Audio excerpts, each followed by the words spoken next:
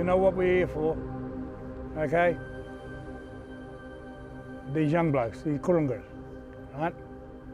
And we're going to show them how to dance. What I've taught you, now you blokes have got to teach these young blokes. And we're going to do the spirit dance first, all right? And you're in control.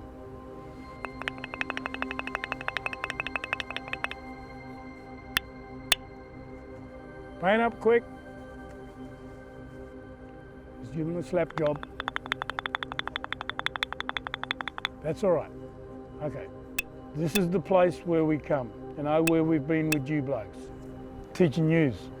So now it's your turn to teach them all these dances, because this is where they go from being boys to marmen, men.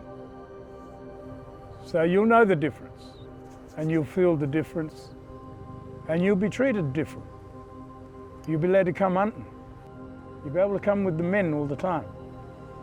Because after we do these dances, that's when you'll be men, used to.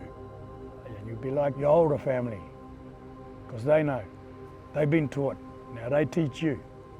That's the way it goes. Marmen, manja marmen, murik. All right, now you young blokes, you know a little bit about this dance.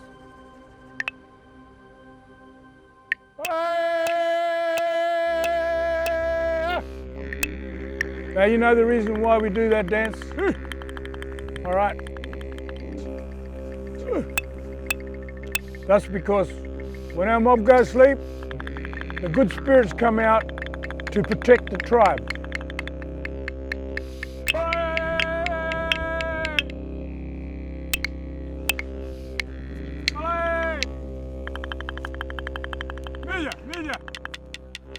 Hey!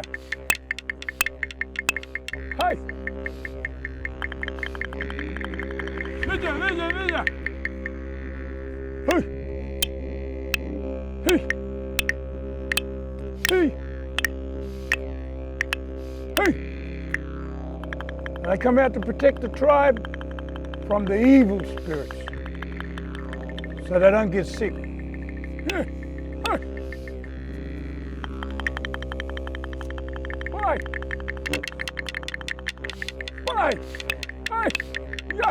And we're there dancing for them good spirits to come and protect the tribe for when they sleep.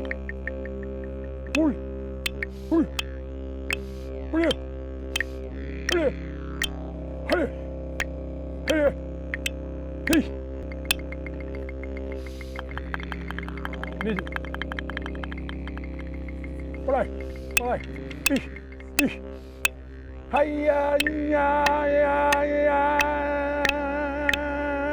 ya. Hey, hey.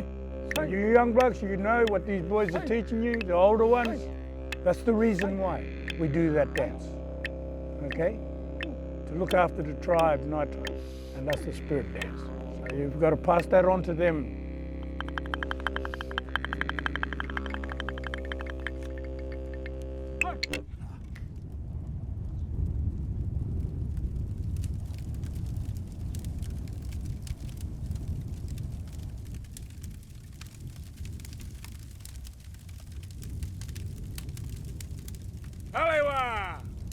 We can feel it, Court. We can feel it. And as Uncle said, the spirits are happy, all the old fellows. Because this is where they came to become men. And only men here. Down that way down there, that's where all the yogas are. That's their spot down there. This is our spot, okay? It's our spot. Marmen spot. That's it, you know now. Amen. Hey! One.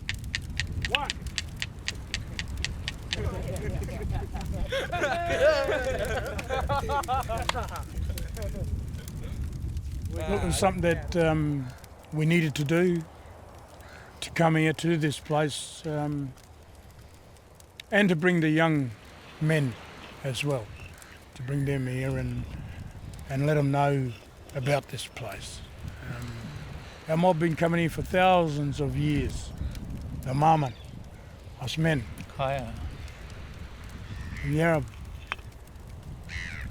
Billera Marmon, man of the river. Fresh water, salt water, both.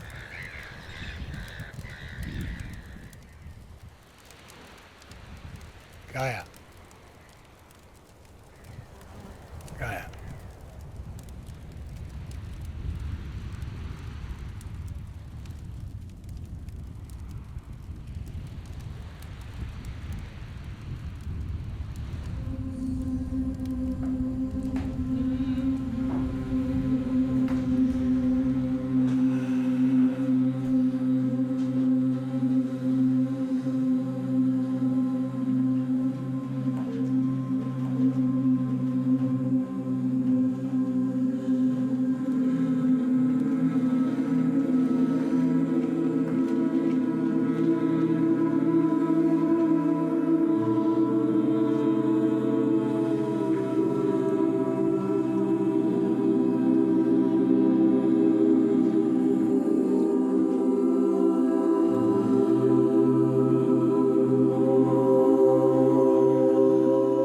Back in 2003, there was a call out to anybody who sang in choirs to be part of a huge massed choir for the Perth International Arts Festival. And we learnt 4 songs, and one of them was a song in Noongar. This was just a brand new thought that anybody would sing in Noongar and that Noongars would share their language, and I was very excited to be part of that. So when it came to the idea for an Aboriginal choir, I thought, I wonder, I don't know, I think I had Della's number. Joe Randall rang me one day. I didn't know who this lady was, this Wadjala lady, and asked if I was interested in putting a choir together, an Aboriginal choir, a community choir with her, and I thought that was a great idea. And so we organised our first rehearsal, and big mob of people came, and I think majority of the people were Wadjala, were non-Indigenous. But anyway, the next day Joe rang me and said, what do you think about all the Wadjalas coming to rehearsal? She said, I was expecting more Aboriginal people to be there.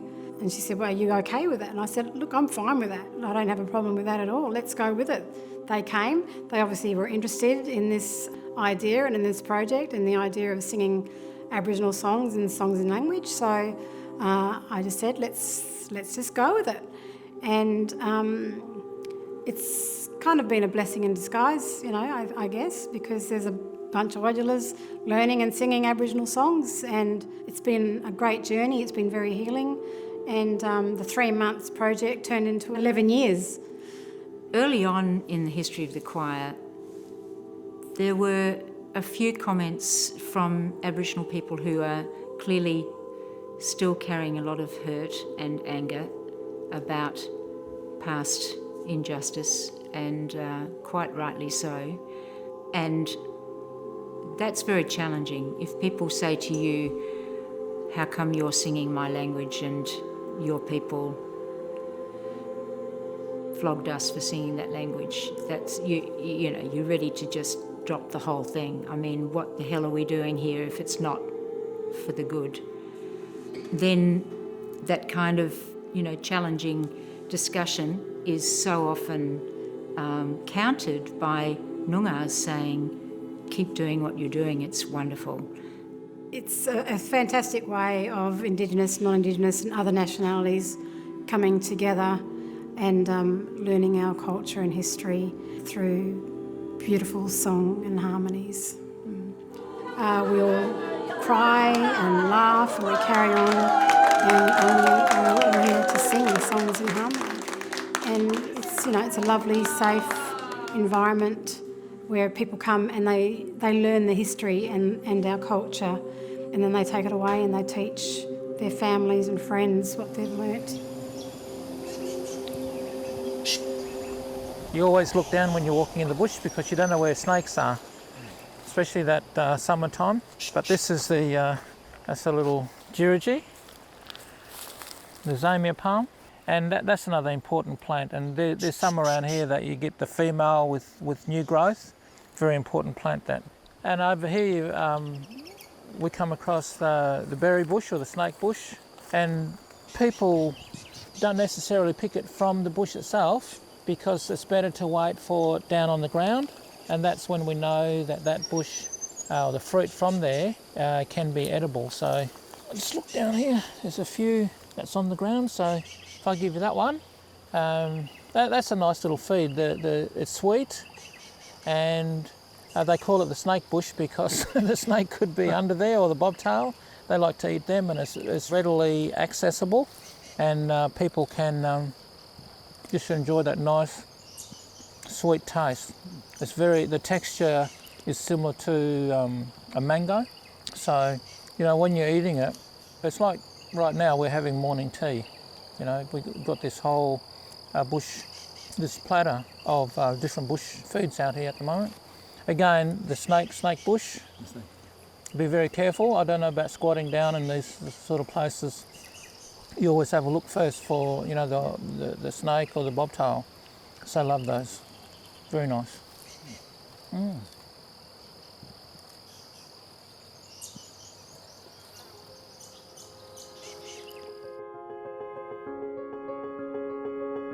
Aboriginal art to me, or just being an artist in general, came for me from a really bad time where I pretty much went through a nervous breakdown, and art traditionally is a form of healing, emotional healing, and that's the reason why I started painting. Was I just needed a hobby, I needed something to do, and I found it was really calming, really helped at the time, and things progressed, and now it got to a point where I really love what I do, and I found I was actually quite good at it as well, so I decided that, well, I should be an artist, and that's why I decided to enroll in university and do a Bachelor of Arts. So with my art practice, I use DSLR cameras and I use a drone as well. And for me, we have this modern technology, so why not embrace using it? I mean, I like to send the drone up and get a really good view from the air, because while I know what it would look like from the air composition-wise, the colours and the way that the rain has shaped the earth will change from week to week. So I can go back to the same place throughout the year and probably end up with 10, 15 different paintings that look completely different with the same composition. And they're all correct, because at that time, that's what the land looked like.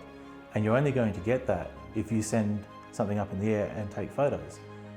So with my artwork, there has been some sort of criticism with it's not a traditional Dreamtime story, so therefore it's not Aboriginal art, or because I have used dots, it's not proper Aboriginal art because in their mind apparently Noongars didn't use dots.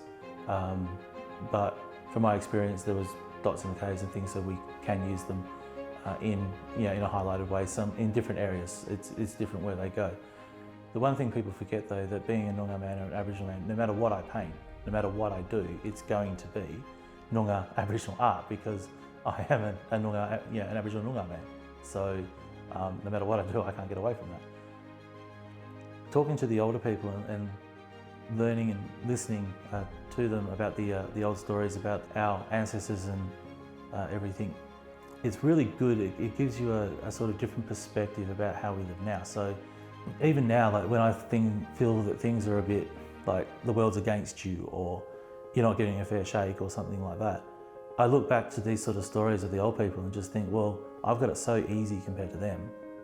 What are you complaining about? Like, they would have loved to have had our opportunity, and I use those old stories to sort of, you hear about the strength of our old people and just being able to beat the odds, and I use that to motivate myself nowadays and to rise above any of the rubbish that gets thrown at me from society, from people.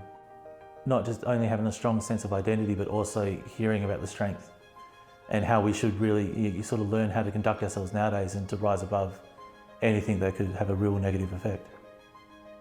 Also with art, it did bring me a lot closer to my culture as a Balladon Noongar man. It's making me go out to all the different areas in the Noongar country in the whole southwest of Western Australia with my camera, with my drone. Makes me talk to a lot of the local elders, and I am learning so much more about culture and traditional medicines and bush foods and different significant areas. Going out and actually being able to see the whole Noongar country from very different perspectives. Even farmers that allow me on their property to go and take photos and things like that, areas that you can't normally get to as well. It gives me a much stronger sense of identity, knowing the country from which we come from and just having a much closer sort of relationship with the land from where the family come from as well, which is a really fantastic thing. And here's the marri tree, the bourne, the tree, the marri, name of this particular tree. And if you look here, you can see some of the resin there, the kino, the sap, and you take a little bit of that, about the size of, if I can just grab some off there, that bit there is good enough. This tree is antibacterial, so if we've got a bacterial infection through flu, chest infection, the antibacterial medicine is good for the bacterial infection itself. So that's why we call this obviously the medicine tree.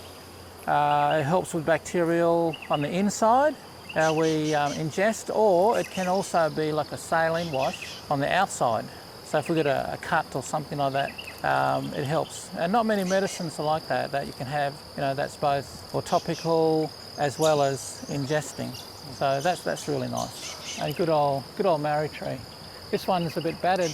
I don't know whether storm conditions or a bit of a lightning strike or something, but it reveals itself through, some more up there. And people walking, our ancestors walking along the tracks and that, would have just picked a little bit off, and it would have been part of a healthy regime, living, a healthy lifestyle, healthy foods, unrefined foods obviously, and having access to everything around us that made life really straightforward. So that was nice. And down here, if I can look at this, it's a big blob of it. So these days, that big blob, we can take that home with us and have that little bit, like a sunflower seed size, and keep it in a cup. And when it hardens, we can use it at home as well. So that's magic stuff.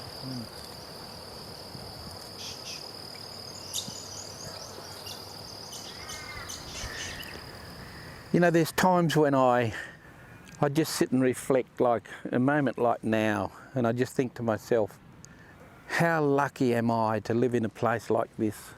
And it's not just to see it aesthetically, it's to see it and to feel it. And to feel a place like this, combined with seeing its beauty, just takes you to another level. When you have the opportunity to be in a place like this, smell it as well as see it and feel it, then that takes you into a completely different plane, and it's awesome to be part of it and know it so intimately. And to be able to achieve that, you've got to be connected to thousands and thousands of years of this place. And that's done through story, song, dance and art. They're the four main ingredients.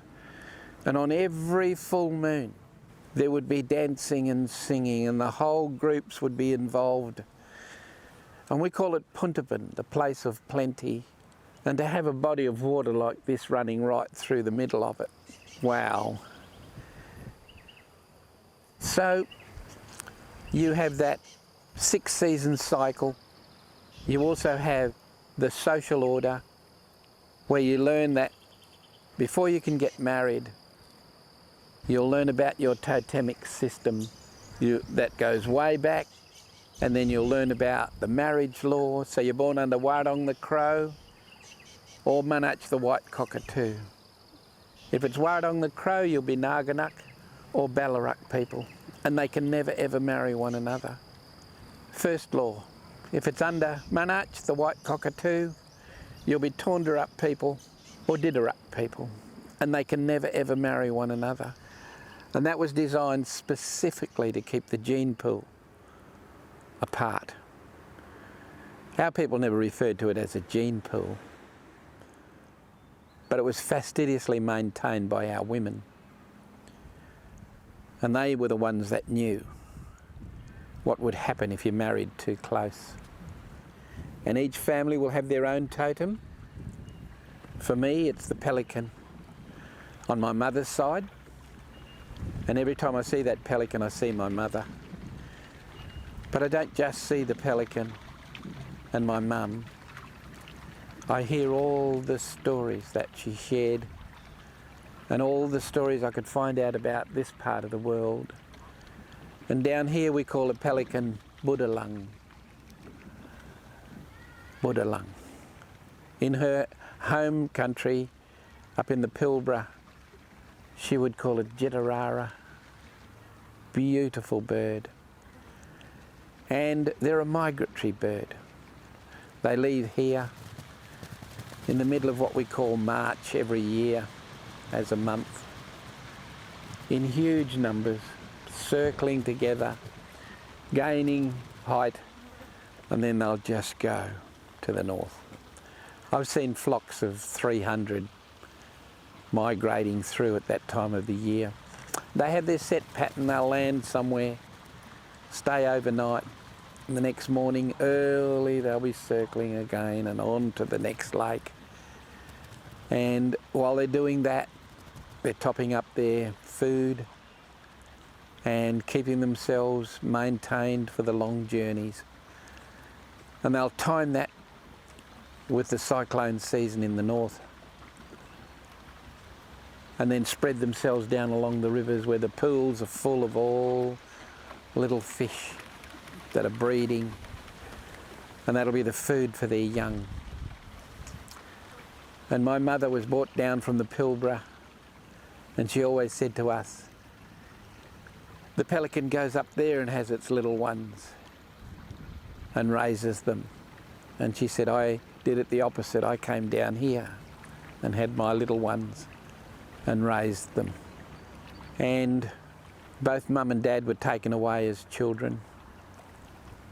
And while that's a story all by itself, it's not one that we can afford to get bogged down in and feel sad and all of that. But we can't forget it.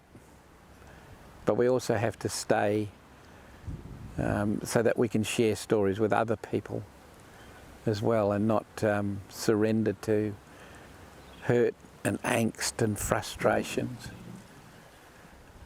So coming to a place like this, to be able to see it, to be able to feel it, to be able to smell it, that's when we're in a place where you know that your ancestral lineage is.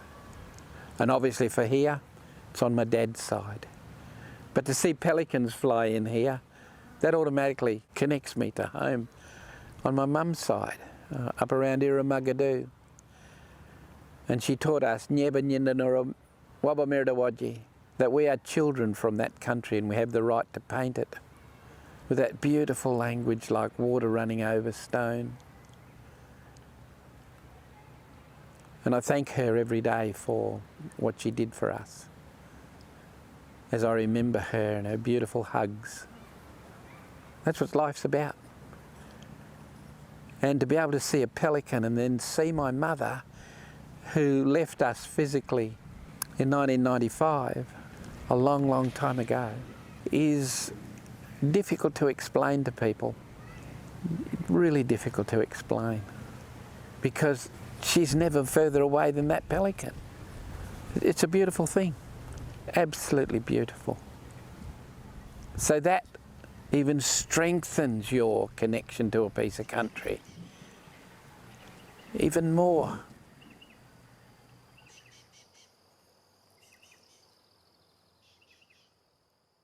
In my time, since I've lived, I can look at the Noongar families, and when we were kids there were big families. I think my grandmother had about 13 kids. She reared 3 or 4 grandkids up on top of that. And most of the families were large families, 10, 12 kids or more. And we all lived close together. just about every weekend. We knew my uncles, we knew all our aunties, we knew all that. But over the years, the families have slowly drifted away from each other through work reasons, and others coming into the family, in-laws are moving in different directions. So we've seen the big Noongar families slowly get smaller and smaller and away from what we grew up with. And so my idea was always to have the family close together, and we've always tried to do that. I was the only child to my mother, and because she was a bit of a rambler here, there and everywhere, so she left me with my grandparents. My grandmother, she had about 10 kids, so I sort of fitted in there somewhere, and it was good because I grew up in a happy family. They didn't fight much, didn't drink much. Mills Pop too was Tommy Kickett, Dooja Kickett. He sort of was in charge of the reserve. So he's a very strong male figure, and he kept a lot of troublemakers off. So he was the elder, and everybody respected that. He was the elder, and he had a lot of respect. He was only a little man, but he had a lot of respect. And that's one thing about families, isn't it? Yep. Noongar families. Yep. Is they all respect their elders. Yes. Yeah. They still have that strong sense of belonging to each other Yes. as a family. And respect, yes. Respect. Yep. Mm-hmm. And that's right, isn't it? Family strong. What makes us strength is to know where they come from, to draw back on that, know where they are now, and their sense of belonging to that group of people, and know which direction they're headed because they've had that leadership. But if a family is strong, then the younger ones will grow up strong. What is a 28? What is a dunat? What's a 28? A parrot. Yeah. What is a coolbody? A coolbody is a magpie. What's a kaka? It's a kookaburra. What's a yerderup? Duck. Granddad, over here is the waterfall. Not over there. That's small. Look at the screen. Oh my God. Oh look, that's where someone.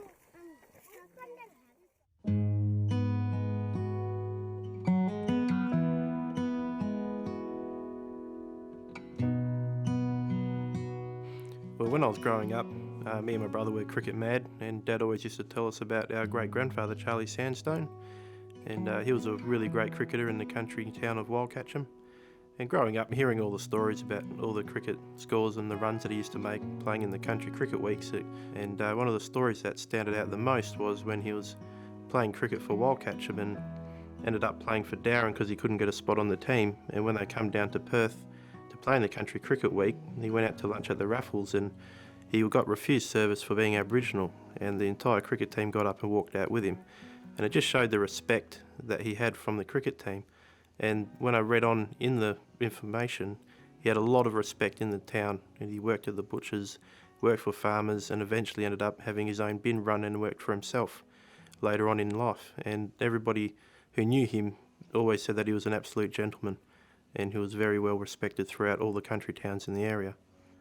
Just in our personal day-to-day life, when I look back at the way that they were living and what he achieved in those conditions, it makes me think whenever I come across obstacles in my personal life, working career, it gives me the strength to push on, and whenever I get some animosity or anything, I just move forward and just try to walk through it and keep moving forward. Most of the stories that are behind my art reflect a lot of the Noongar history that my grandparents and my great-grandparents went through when the government really controlled what they were allowed to do, and when they were on the reserves and in the missions, and especially with this piece with my great-grandfather Charlie Sandstone and the examples that he set in the community and with cricket and on the team. It really is a pillar of strength in our family, and I really connected with this story when I read it for the first time, and I just had to do an art piece on it. And to get the photo of him in the Raffles was just something really important to me, and it was one of the first things that I thought of when I read the story. Was how cool would it be to get my grandpa Charlie back in the Raffles for the beer that he never got. And it just makes me feel really proud and how much he would really appreciated what we've done. Okay, so here's the finished product. As you see, it's a photo of the Raffles and where the event happened with my great grandfather. The dot work on this represents a walk trail that was named in his honour out at Wildcatcham for his cricketing achievements. And just the colours in the dot work represent all the colours that you see out of Wildcatcham, the oranges, the reds and the greens with all the bushland and the foliage and the ground. Traditionally the Noongar art was used in sand drawings and cave paintings to teach the younger generations on how to live traditionally and what to do and what not to do and where to go and where not to go. And that was very important in the storytelling and in the learning of the younger people. Some are still using bark, some are using canvases, boards, people are using surfboards. They're putting art on everything. And what I love about the modern contemporary styles is they're really pushing the boundaries and thinking outside the box, and it's opening up Noongar art to everybody, so everyone can relate to the art piece. It's not something where people need to know traditional culture to be able to read the paintings. Today, with the modern artworks, anybody can understand the artwork, and that's really important, and it breaks down a lot of barriers in a lot of different cultures that come to learn. The Noongar culture, I see it today, what happened throughout those bad years has really affected the culture and where it is, and that's what I like to document in my artwork. And telling these stories, it really helps the younger generation to realise how to survive in this world that we're living in today. It's all the traditions and the traditional culture still has its place and is good to learn. To know where our family's been and to know how they can address problems and move forward in today's society is probably one of the most important things I think the younger generation really needs to learn. And that's where, with art pieces as artists, it's almost a responsibility doing Noongar art to tell these stories and give our younger generation something to look at and stories to read and to learn from and to use in their own personal life. As a young Noongar artist doing a modern contemporary style, we've had our battles just with the different cultures of the older generation to the younger generation of artists. And the older generation still love to do their more traditional style of artwork, and the modern contemporary artists are really trying to push those boundaries. And there is a little bit of a confliction between the two, and we find not just in the differences in culture, but the whole industry has been controlled to an extent. And as a modern contemporary artist, you're always wanting to push those boundaries and create something completely new and different. And there's always someone there saying, no, you can't do that. No, that's not Aboriginal art. No, this, no, that. And you just got to try and push through that without being disrespectful in your art piece, but still tell those stories you want to tell. A lot of the older artists love what we're doing. Some don't. Some might think what we're doing is a little bit disrespectful to the Noongar art and our culture. But as part of being a Noongar and teaching you, telling your stories and pushing those boundaries, you're going to expect that from some people, and you just got to try to move on and block out those bad experiences and just try to keep pushing the boundaries and doing as much different sort of art that you can.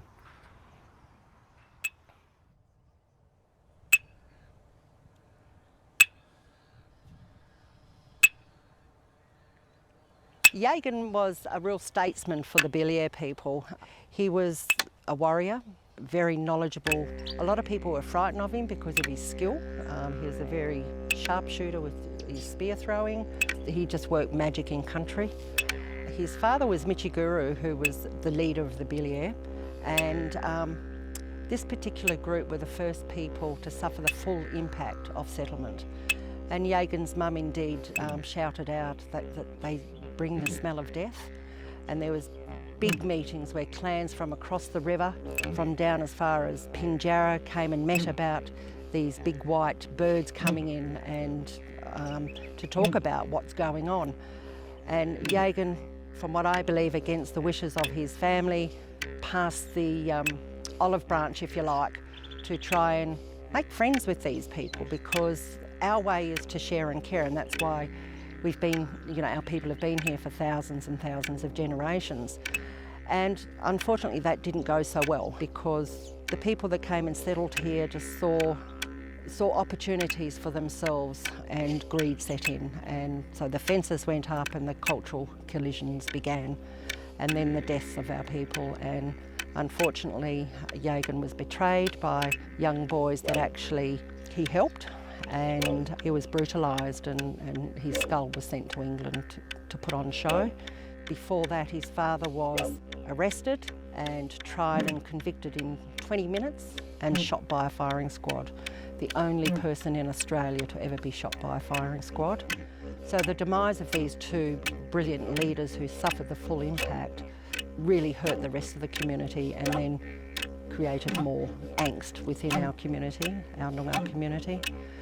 So that was, pretty sad, but those two really tried their best, but greed set in, and the power of those that came here to take this country broke their own laws and just killed the people to get the land.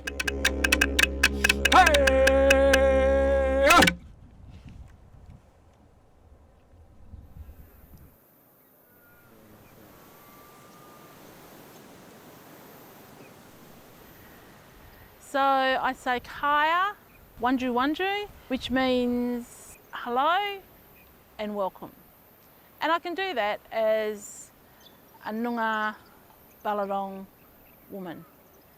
I say that because there is a difference between doing a welcome to country and doing an acknowledgement to country. So here in York, I can do a welcome because I'm Balarong and I'm from here. Whereas in Perth, if I was in Perth, I would do an acknowledgement to country because I'm not from the language group of Whadjuk or Swan River people. And it's important to understand the two differences of a welcome and an acknowledgement to country. But I think it's wonderful that I can do a welcome here in my country, Balarong country. So welcome.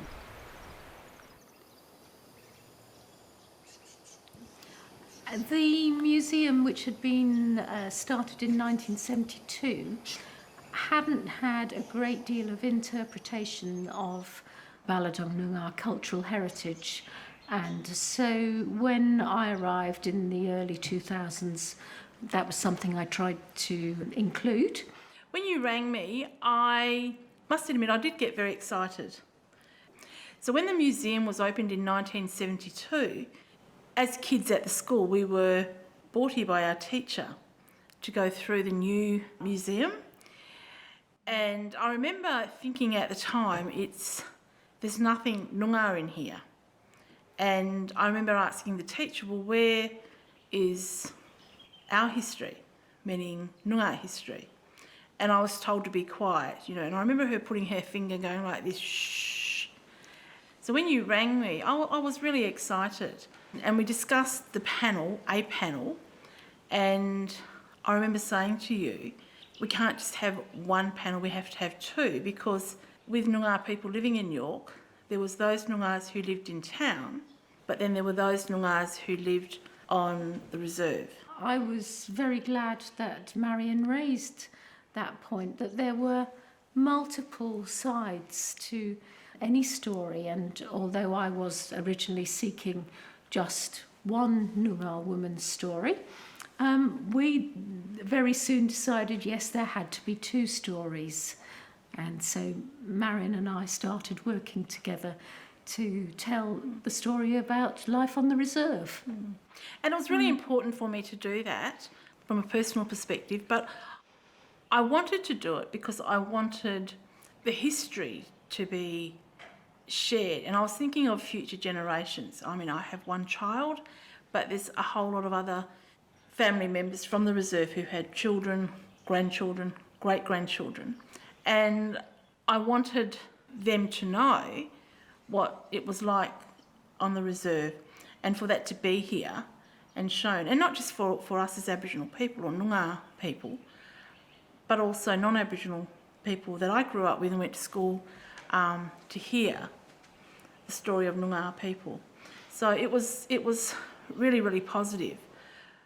Marion was so unselfish and public-spirited in telling her very personal story, which highlights such a lot of social issues of the mid and late 20th century in that panel. It's an enlightenment to all visitors who see it about just exactly what life on the reserve was really like. And we've even had PhD students studying it because it's one of the very few interpretation pieces in the wheat belt that talk about people's lives in such intimate detail, really. Yes. Okay, let's go from the top and get these harmonies happening.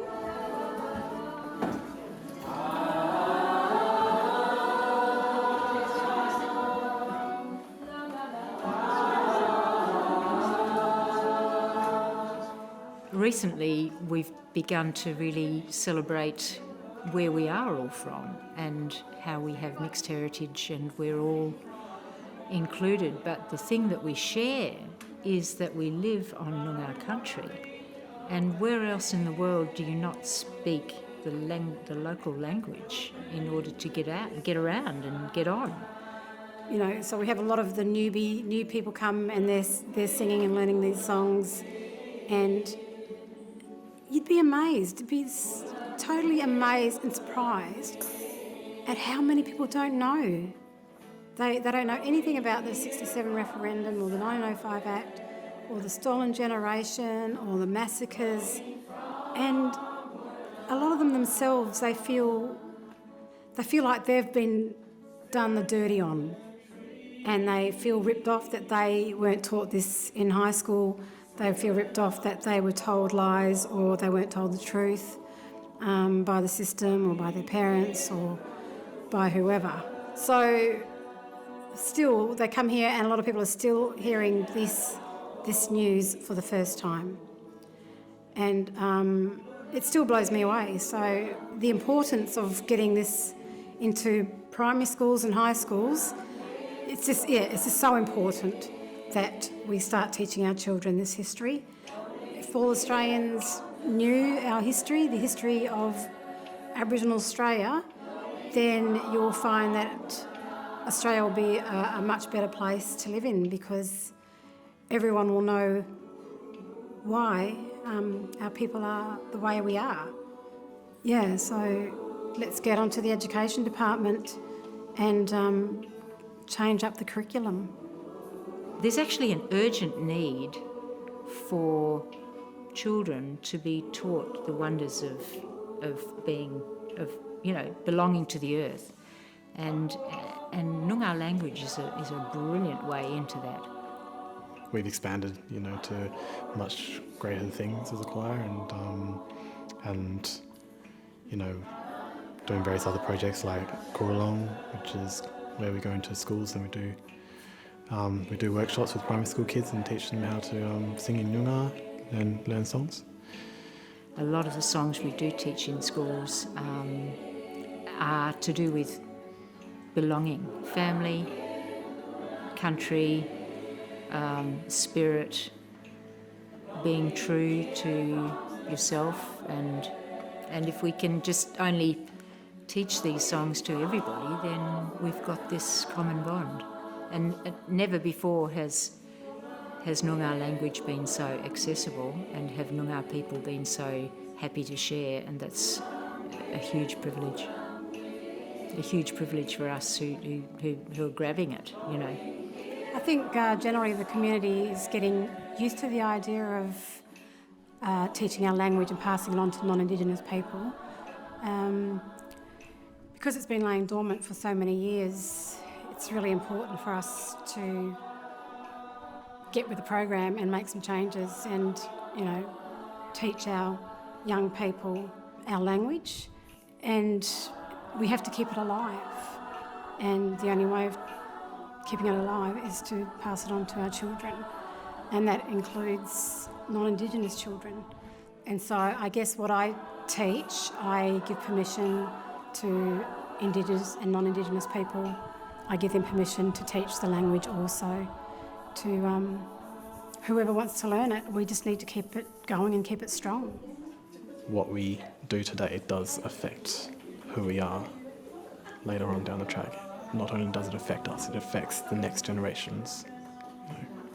And there's so many people in the past that have done so much for us so far that it just makes sense that we really should do what's best for our next generations as well. And so I'm doing my best to do my part as well. And I've got the best support network I could have ever hoped for. There is something really wonderful happening here. It's history in the making again, I guess, and just bringing our language back